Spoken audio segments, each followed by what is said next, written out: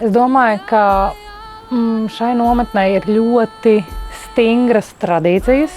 Viņas ir ilgušas jau gadiem un bijušas nemainīgas.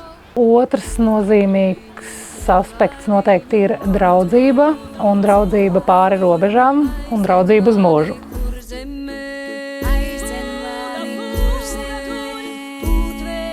Diena nometnē sākas ar to, ka visiem ir jāmožās 7:30, tad ir rīta rosme, kur ir varbūt kāds sports, dejas, tad ir stundas, vēsture, latviešu valoda, folklora, dziedāšana, sports, un tad mums ir interešu grupas.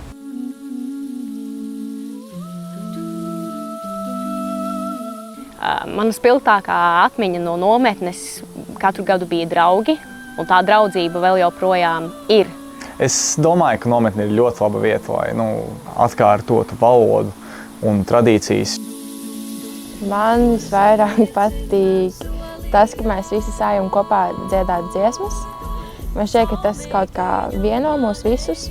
Šogad viņi mums atļauj pamēģināt visādus instrumentus, un es izvēlējos kokli, tā kā šajās 2 nedēļās esmu iemācījies spēlēt kokli, un tagad es gribu pats sev nopirkt kokli un spēlēt mājās.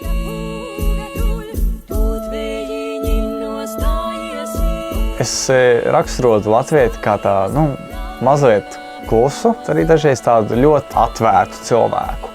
Latvietis man ir tā kā kuram ļoti svarīgi ir dejot, dziedāt vai runāt tā kā ūdenskritums.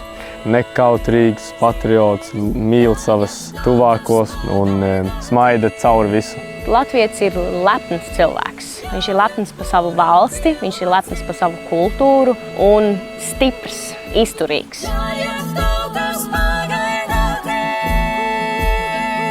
Ja latvietis tiktu Guinness pasaules rekordu grāmatā, tas noteikti būtu ar desu ēšanu, pīrāgu ēšanu, auzu ēšanu, kaut ko tādu, kaut ko ļoti, ļoti, ļoti latvisku.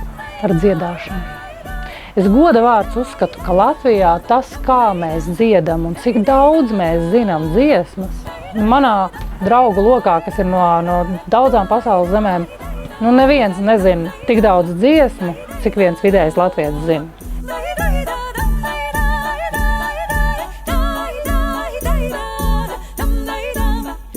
Es noteikti iesaku braukt uz EVS, jo te vienmēr būs draugi, vienmēr būs prieki, vienmēr būs forši un būs ļoti, ļoti daudz atmiņas, kas paliks dzīvē ilgi.